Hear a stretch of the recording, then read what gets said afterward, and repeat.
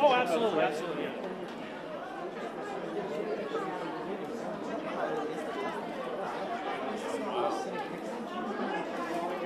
I'll drop, don't worry.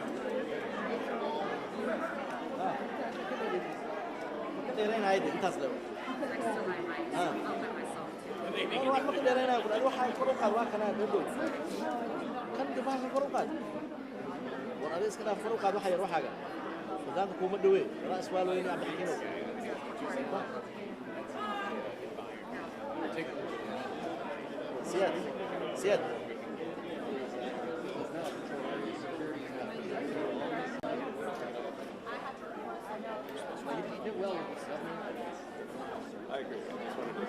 But you're in a good place for it.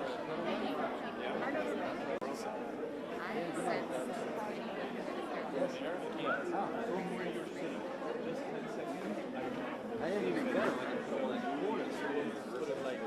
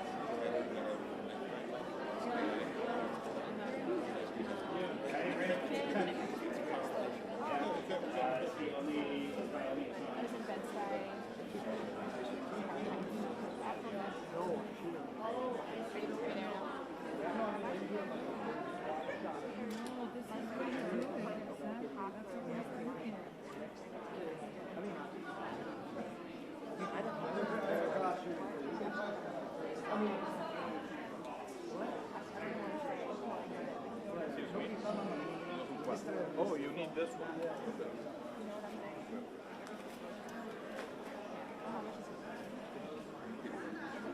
Got it?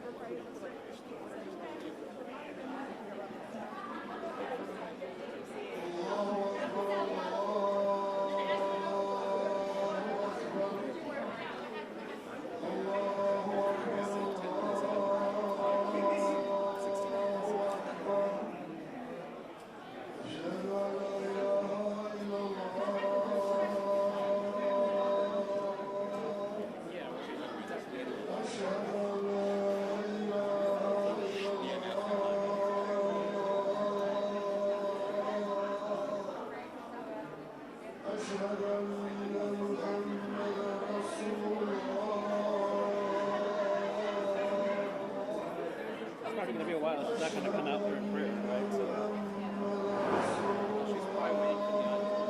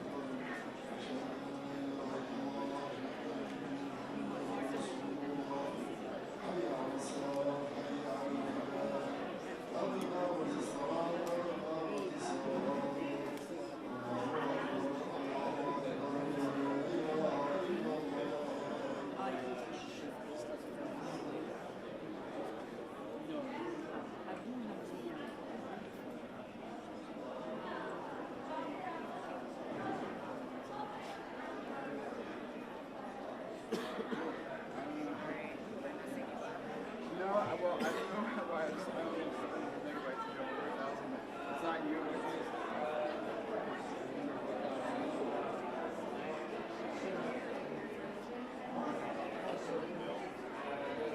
I'm surprised by how much I'm getting usually when I'm starting this.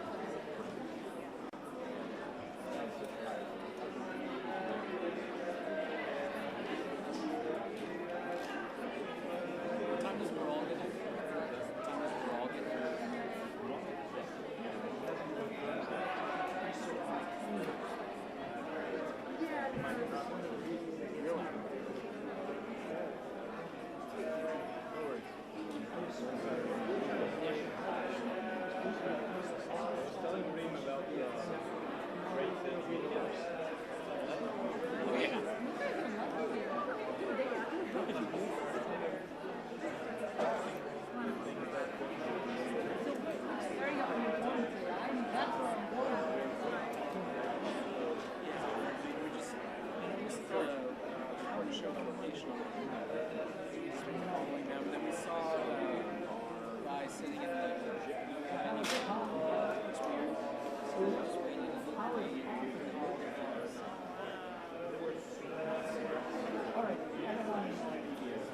They weren't the nicest ones.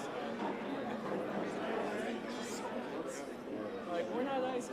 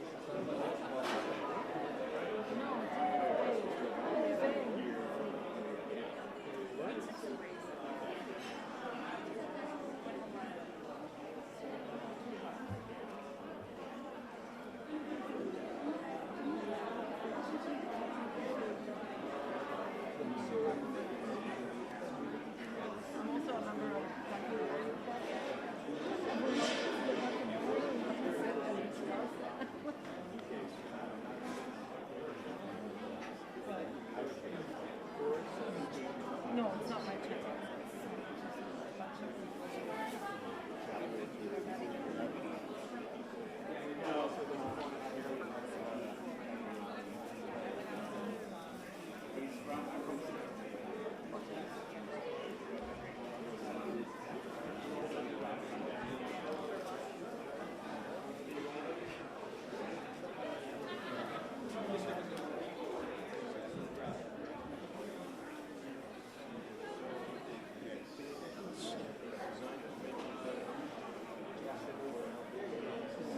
Yeah, it is. It's just there's only use one card. I thought I had 4 cards. It's an early riser. And it's dipping low. Like now it's kind of okay, but it was going to be like 500. Yeah, you can't.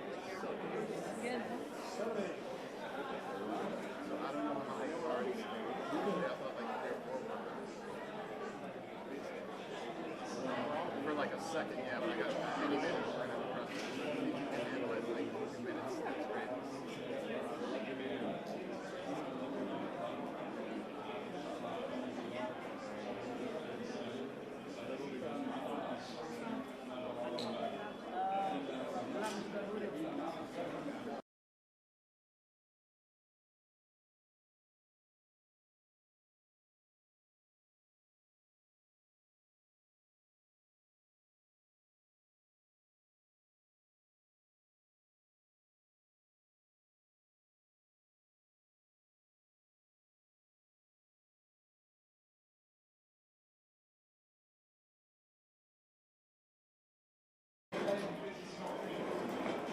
Yeah.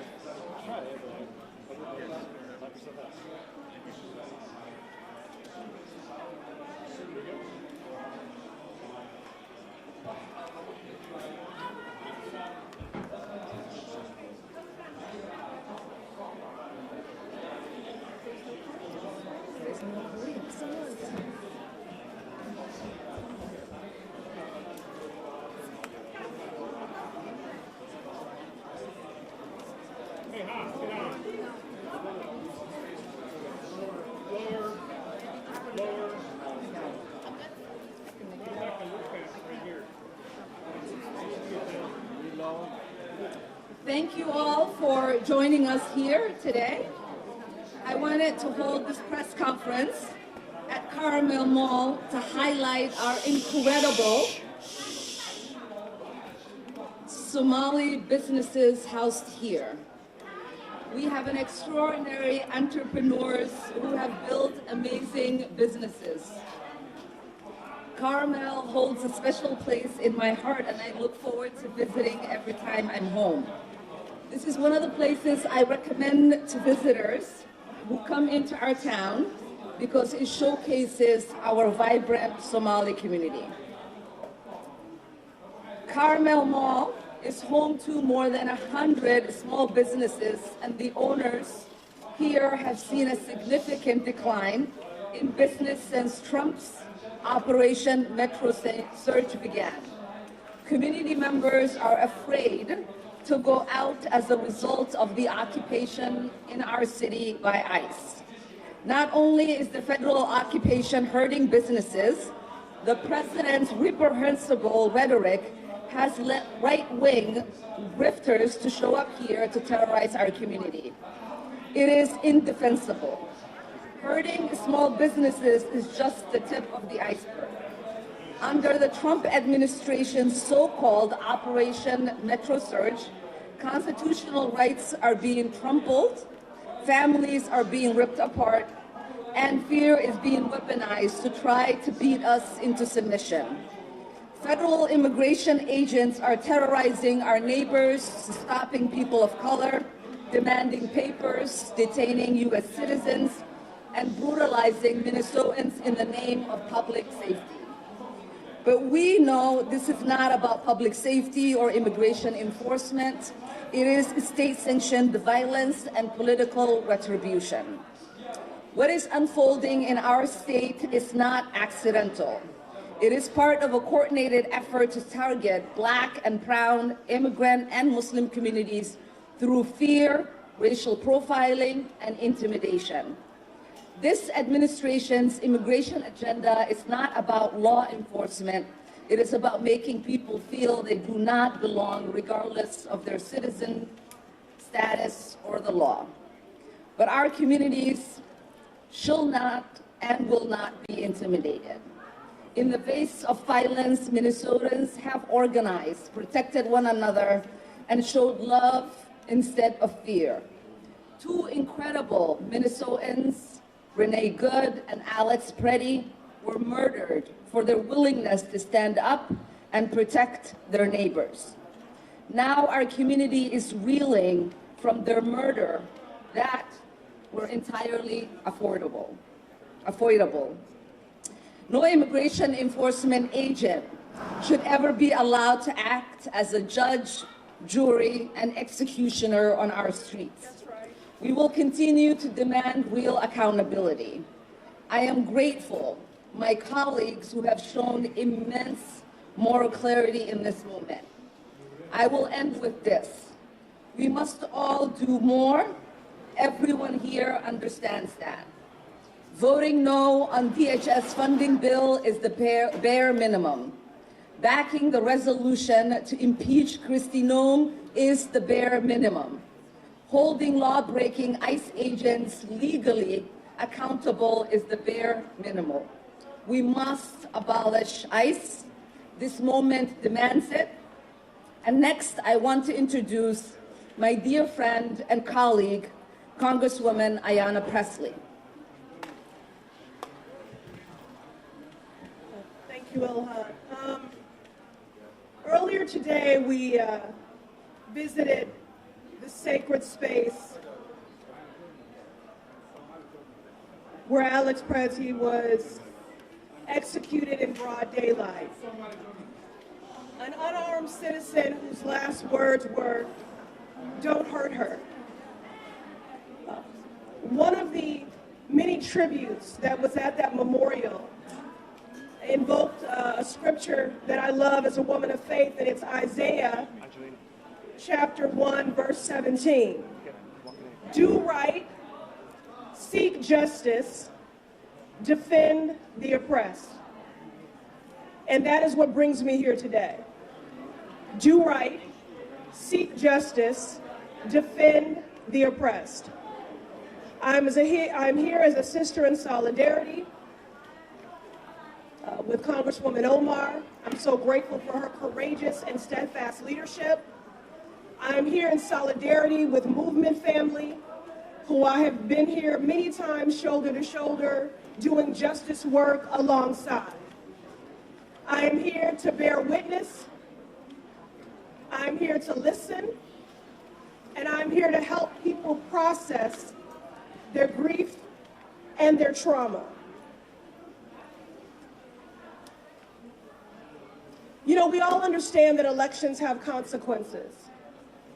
But for the life of me, what I cannot understand is that when someone has a House, a Senate majority, has the White House, and accomplices in the Supreme Court, why, when you have all of that power, you would use it to enact harm on every person who calls this country home. We have an occupant in the Oval Office who traffics in hate, is hell-bent on inflicting hurt and harm and trauma on everyone who calls this country home, with a laser focus on our most vulnerable. He has governed with malice and used ICE agents to terrorize our cities, rip families apart, operating with impunity. Rogue masked agents who violate people's rights in the name of so-called law and order. Yet they detain, deport, and kill our neighbors in cold blood without due process. To be clear, none of it has kept anyone safe because it has nothing to do with public safety. Not in Minnesota, not in Massachusetts. It has everything to do with power, with control, with intimidation and oppression. Earlier today, I met immigrants who make this country great, who make this state great, who fled authoritarian regimes in Colombia, Venezuela, Syria, and Nicaragua. They came here for a better life and to make positive contributions, which they do. And they are so traumatized to be seeing in real time the very authoritarian, fascist, and cruel actions that they fled showing up here in Minnesota and in this country. All this has done is traumatize children, delay cancer patients' chemotherapy, devastate small businesses, and leave beloved community members like Renee Good and Alex Preddy dead on our streets. The last time I was here at Carmel Mall, we broke bread together amongst bustling shoppers. It was vibrant, and we laughed over sambusas and drank Somali tea together. Today, it is quiet. Oh. Today, it is quiet. It is quiet because of fear. When we were at Midtown Global Market earlier today, what is it, Lakeside? We learned that Lakeside, Lake Street, home to some 2,000 businesses, majority of which are owned by immigrants, that they are losing $30 million a month. Those are the sort of contributions that immigrants have been making to this economy. I don't know what to do about that. Just to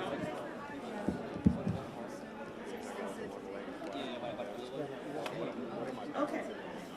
All right, that's okay. So the point is, this is devastating families and devastating the economy here. That's why we're here today, to stand in community, to choose community over chaos and cruelty. We're here because although there could never be justice, because true justice would mean that Renee Good and Alex Preddy and Keith Porter would still be alive. I'm not sure, guys, what to do here. But there must be accountability. Don't use the mic. Don't use the mic. Okay. Talk without the mic.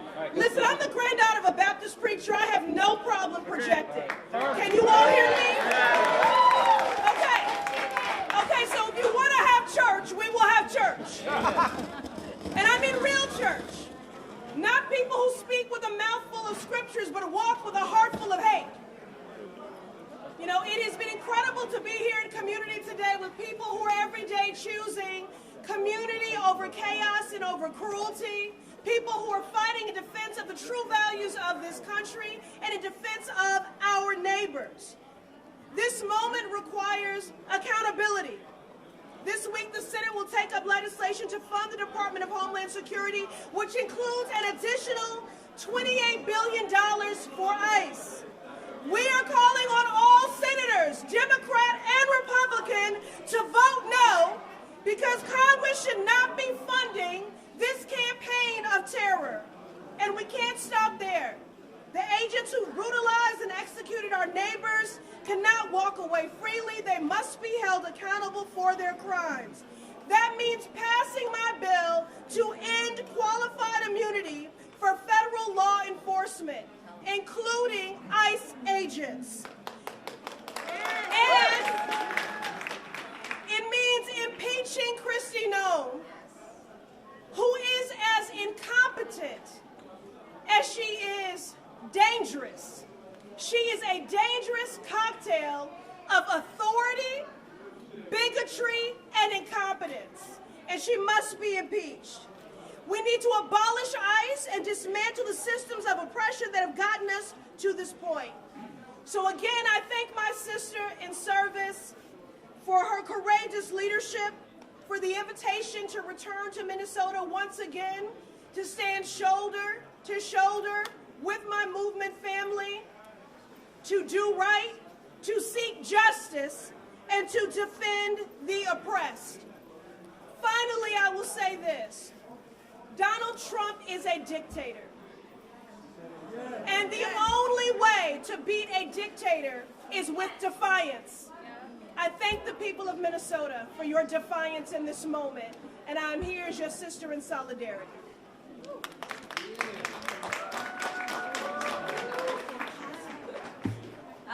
Thank you so much, Ayanna Pressley.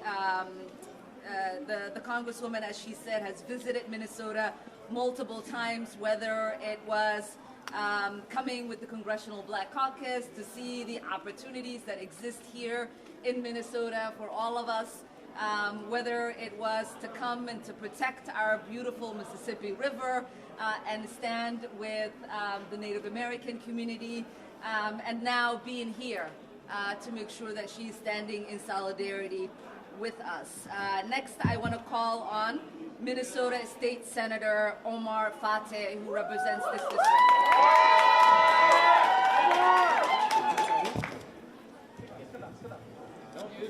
No. Don't use it? Okay. Testing, is this good? No.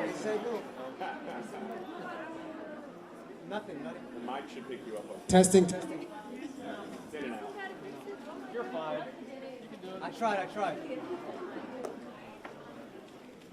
Thank you, members of the public, members of Congress, Congresswoman Ilhan Omar and Congresswoman Presley, and local leaders for joining us here today.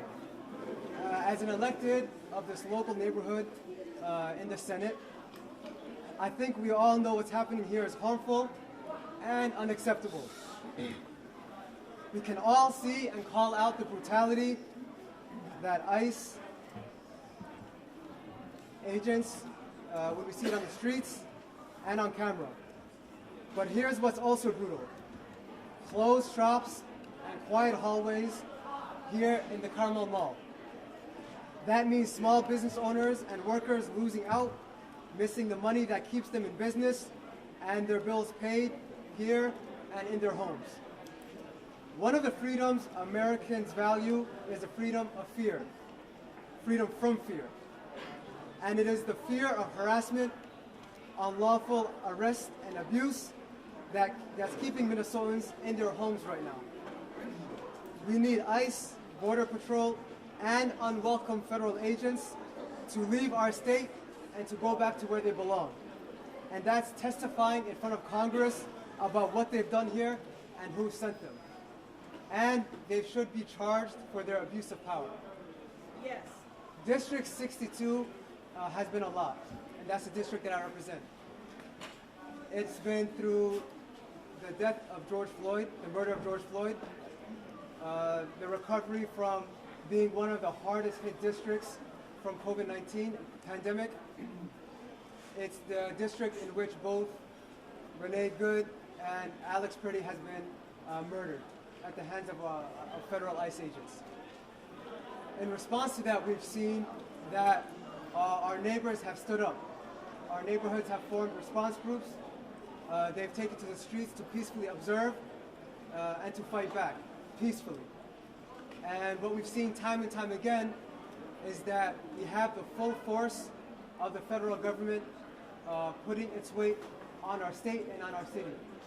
$170+ billion in this operation in a time in which they've been gutting healthcare, in a time in which they're saying there's no money to support our folks struggling with housing or our small businesses, but they have the money to arrest and detain not only our immigrants, but U.S. citizens unlawfully. And so we've seen these racist tactics from our federal government in the past. I'm the son of immigrants from Somalia. My father immigrated here before I was born in 1963 to Montana.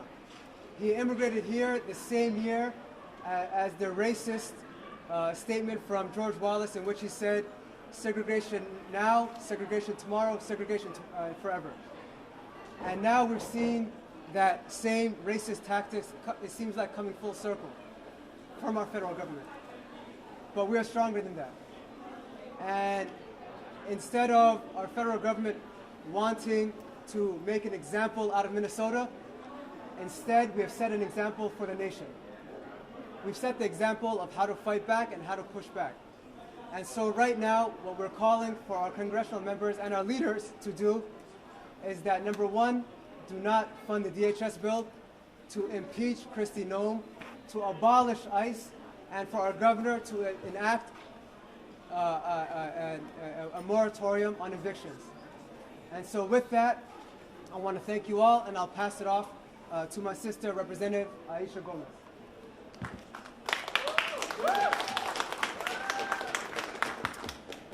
Good evening. My name is Aisha Gomez. I serve as the state representative for District 62A. We're in District 62A now, and as Senator Fata pointed out, we both represent the area where Renee Good was murdered and where Alex Pretty was murdered. Today is day 58 of the invasion of our city and our state by masked secret police acting on behalf of a totalitarian, authoritarian regime on the march.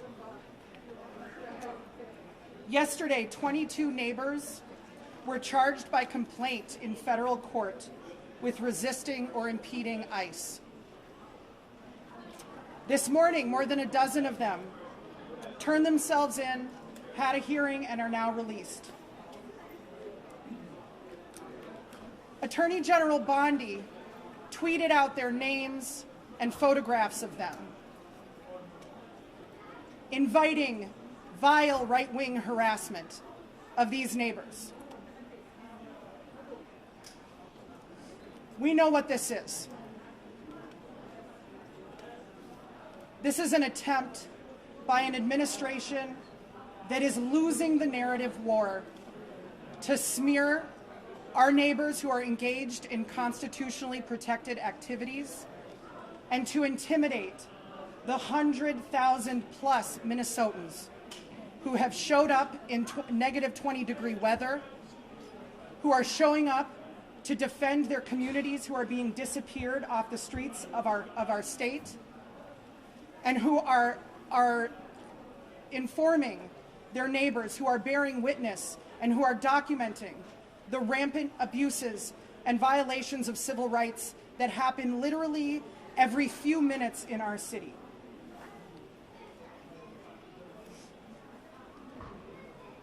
But they don't know Minnesotans. For the last 58 days, our communities have lived under siege. And for people who don't live here, I think it's sort of an abstraction. But parents walking their kids to school see people kidnapped off the streets. Families are sheltering in place and not going to work, not opening their businesses, not going shopping, not going to medical appointments. You can imagine the cascading impacts of this on one small community.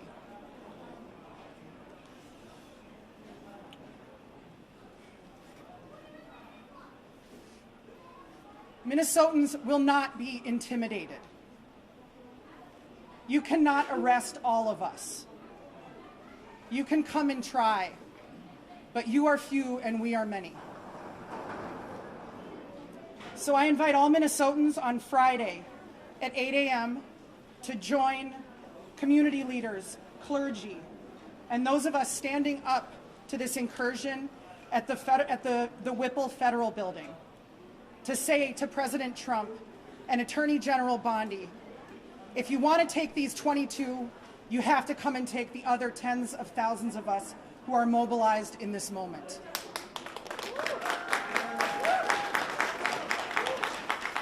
That same day, Friday, January 30th, there is a nationwide shutdown, and we will be gathering in downtown Minneapolis at 2 p.m. And finally, to our beautiful, resilient community of the South Side and of Minneapolis and of Minnesota.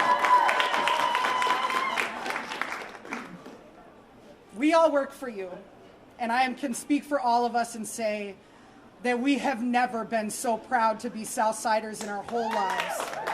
We are showing the world what it means to stand up to Trump and Bondi and Nome and Bovino and any bully that they want to send our way, and to do so not with violence and with guns, but with whistles and with love and with care. And we're going to continue. Thank you. Now we will hear from Minnesota State Representative Anam, who is one of the newest members of the Minnesota House. I just want to say thank you to Representative Omar and Presley for standing here today with our communities. Speaking truth to federal outreach taking place right now is in itself an act of bravery. Look at what happened last night to our Congresswoman at a similar event. We cannot let this silence us right now in the face of injustice. Firstly, I want to recognize the lives of Renee Good and Alex Preddy. They put themselves between black and brown neighbors and unconstitutional attacks by ICE. I stand with our observers, our immigrant communities, and we condemn state violence. What we see taking place in Minneapolis, in our districts, across the metro, and at the nation at the hands of ICE is not okay. It is cruel, unconstitutional, and politically motivated. While Bovino may be gone, we all know the work of ICE to tear our communities apart and strike fear is very much still with us and happening as we speak. This work has not slowed. Right now, I see neighbors who are terrified to leave their homes, and families who are sick about loved ones who didn't come home, only to learn of them a few days later in El Paso, in an ICE detention center. While we look at every avenue as elected officials, both locally and federally, to protect our neighbors, I know that we right now, one of the most important tools being against the federal government to the table is the court of public opinion. When the polls flip, Trump begins to worry. Our activated neighbors protesting, observing, and doing mutual aid work right now are so important in making sure the nation sees what is taking place and that the federal government is held at some level of account, and we are protecting those at risk in our communities. May one ask is that you don't lose hope right now. Continue to speak truth about the injustice at every opportunity, and that you remain active in this fight. I'll be standing with all of you.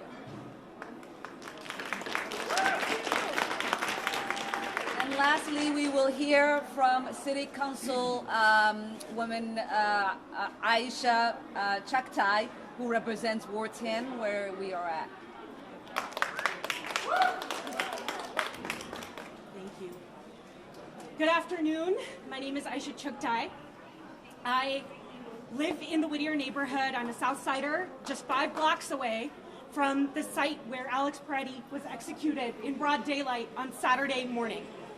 I want to tell you a little bit about this neighborhood. Whittier, we affectionately call the International Neighborhood. This is home to one of the youngest communities in our state. The largest census tract of children under the age of 18 live in this neighborhood. We are home to a 90% renter community where a large number of families are cost burdened. We are home here in Carmel Mall, which is the largest cultural mall in the state, where 100 plus businesses serve our community every day. Minneapolis, South Minneapolis is going through an unspeakable crisis right now. And as we are seeing masked agents of chaos, murderers and child kidnappers come into our community and occupy us and steal and abduct our beloved neighbors, hundreds and hundreds of you are stepping up, and you are getting your whistles and you're getting trained, and you're showing up every day to make sure that not one more family gets taken from us. Not one more family gets stolen from us. In this moment, thousands of families in the Twin Cities and across our state are sheltering at home because the choice in front of them is whether they're going to lose their life or they're going to lose their home come Sunday, February 1st. There are 2 things every single person can do right now. First, you can organize. If you don't live in Minneapolis, if you are not under occupation right now, people like Tom Homan and Christy Noem are not going to stop here. They may be coming to your city next. You need to get organized. Get to know your neighbors. Figure out how you are going to keep families together. This is the most important task in front of us right now. The second thing every person can do is join Southsiders in calling our governor, Tim Walz, former vice presidential candidate, to enact an eviction moratorium right now to help keep families together, help keep families in their homes. I'm really grateful to Congresswoman Omar and Congresswoman Presley for their work in Washington to rein in this out-of-control, murderous regime. And I want to thank all of you for being here today. Thank you. Thank you, Aisha. And with that, we will take a few questions. What is your message? We'll call on Tom. Congresswoman Omar, any concern about doing events like this? Any fear after what happened to you last night at the town hall meeting? Well, I think my presence here should tell you that the fear and intimidation doesn't work on me.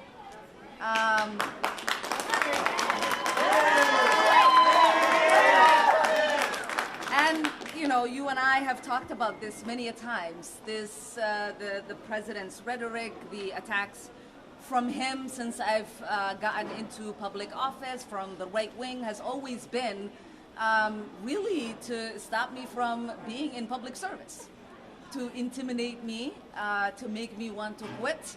And my only message is it hasn't worked thus far, and it's not going to work in the future. Congresswoman, you blamed his rhetoric for what happened last night. I'm wondering what, if anything, you've heard from the Republican colleagues. You know, blame is very interesting, but facts are more important.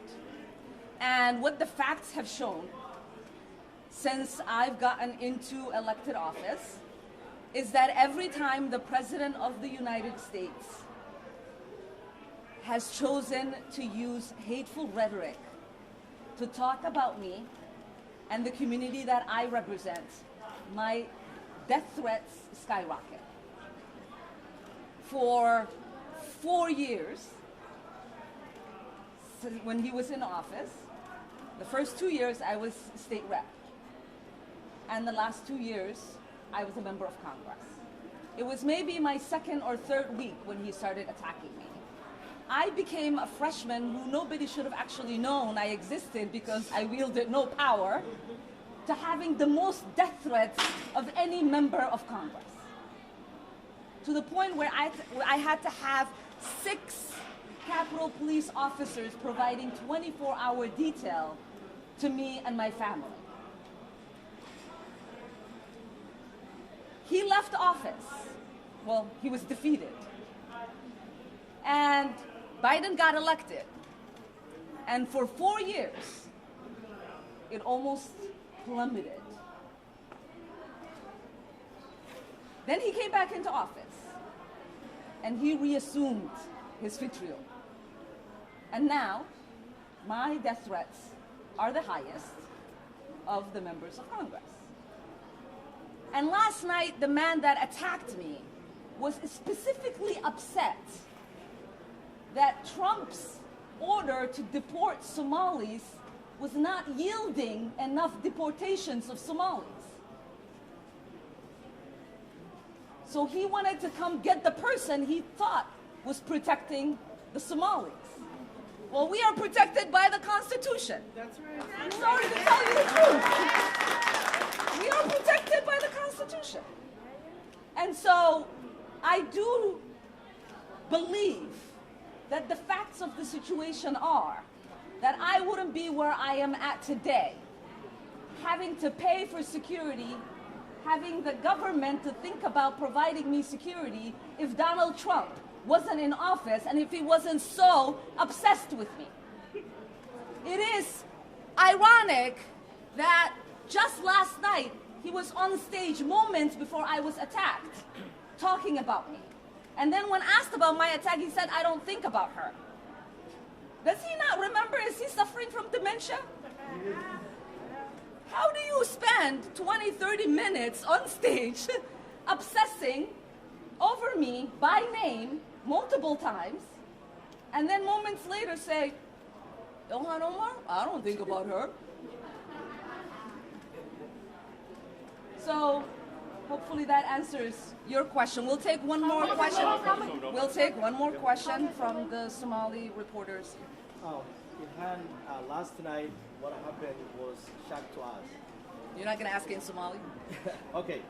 And xalay waxaa lagu dhacay arrin weerar lagugu soo qaaday anigu meesha ayaan fadhiyey ninkaasi feerka aad u say leexisay marka dagaal ma baratay ma saaceed adigaa rabo inaad furtid. Well, liban aniyada was naqaana. Okay, but inta dad oo Soomaali yaqaano way og yihiin dagaalka inaan ku fiicanahay. Way og yihiin haddee gabdhaha Soomaalida oo wiilal walaalo la soo koro inay barteen sidii qof la iskaga dhiciyo. Marka waxaan leeyahay haddii uusan security-gayga ninkaas dhulka ula dhici lahayn gacanteeda way gaari lahayd. Marka nasiib uu leeyahay in iga celiyeen. Yeah? Okay, thank you everyone. Have a good day.